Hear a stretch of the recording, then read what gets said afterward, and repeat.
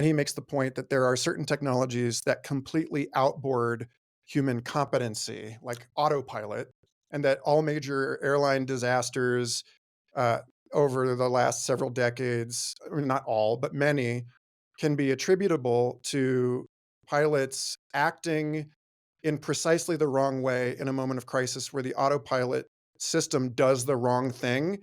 And then the pilot has lost that tacit capacity to respond in crisis that is trained into them at the beginning of their It's an implicit response that they have. yeah. Yeah. So they've gotten soft basically. And it's again in Carr's book, he talks about there being another species of automation that he identifies in video games where you're dropped into an environment with no instruction manual and you have to figure it out as you go and you develop a competency in those spaces.